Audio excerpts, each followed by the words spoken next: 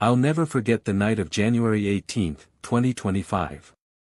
It was supposed to be a memorable evening, a date with Simon, whom I met on a popular dating app. We had been chatting for a week, exchanging stories, interests and laughter. My friends insisted I meet him in a public place, so I chose the Cocktail Lounge, a trendy bar in the heart of London. I arrived at 7 p.m., dressed in a black mini dress, paired with red stilettos and a silver necklace. My long, curly brown hair cascaded down my back. I looked stunning, if I do say so myself. Simon was nowhere to be found. I texted him, but he didn't respond. As I sipped my gin and tonic, I couldn't help but feel embarrassed, sitting alone at the bar. That's when I noticed him, a tall, dark-haired man in his mid-30s, wearing a navy blue suit and a charming smile. He caught my eye, raised his glass and mouthed, "Mind if I join you?" I nodded, and he introduced himself as Robert. Robert was charismatic, and we engaged in effortless conversation. He was easy on the eyes, but I couldn't shake the feeling that something was off. Perhaps it was his overly flattering comments or the way he leaned in too close when speaking.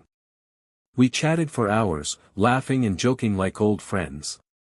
As the night drew to a close, Robert invited me back to his place. I declined, trying not to offend him. His expression darkened, and for a moment, I felt a chill.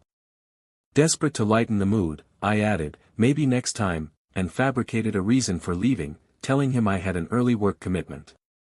Robert's face softened, and he asked for my number. I hesitated, feeling a pang of uncertainty. I wanted to give him a fake number, but fear held me back. What if he tried calling or texting me right there, discovering my ruse? I didn't want to risk confrontation, so I reluctantly shared my real number. Big mistake, as I did not really have no intentions of seeing Robert again. The next day, Robert bombarded me with messages, eager to plan another date. I couldn't keep making excuses, so I agreed to meet him at the Red Room, another trendy spot in London. This time, I wore a yellow sundress with white sandals, my hair tied up in a ponytail.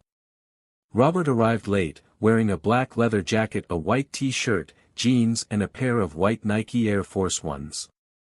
We ordered drinks at the elegant bar in the Red Room, surrounded by dim red lighting, sleek black countertops and vibrant artwork. The soft hum of jazz music filled the air. Engaging in small talk, our conversation felt forced, like a poorly rehearsed script.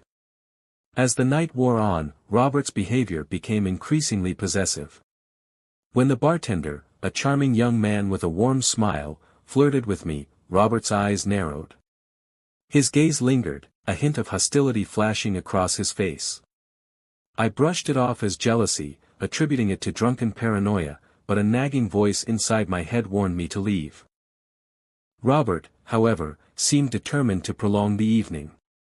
"Let's go to a nightclub," he suggested, his eyes gleaming with excitement. "Or we could go for a drive." He persisted, unwilling to let the night end. Each invitation made me increasingly uncomfortable. As we prepared to part ways, Robert invited me back to his place again. I refused, and his demeanor changed. He grabbed my arm firmly, his grip tightening.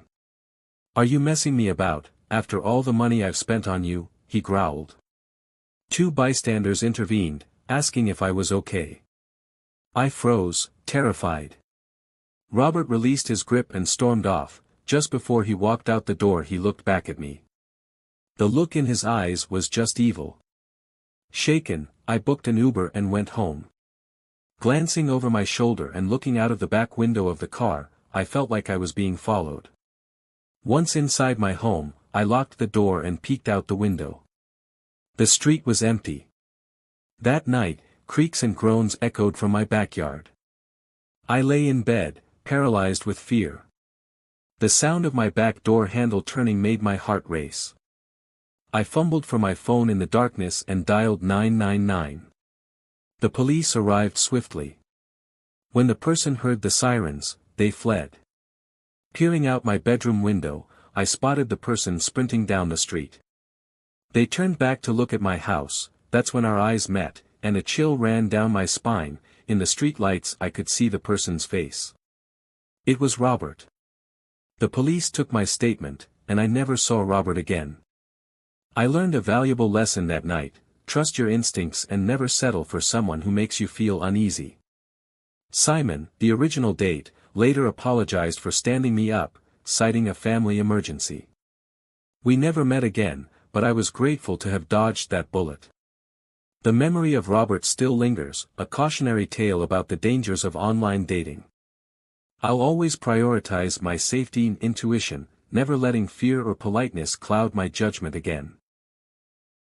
Ready for spine-chilling tales that will haunt your thoughts? Subscribe to Forgotten Storyteller for eerie narrations, unsettling mysteries, and haunting stories you won't forget. Hit the bell icon so you never miss a story, because some stories refuse to stay buried. Join us, if you dare.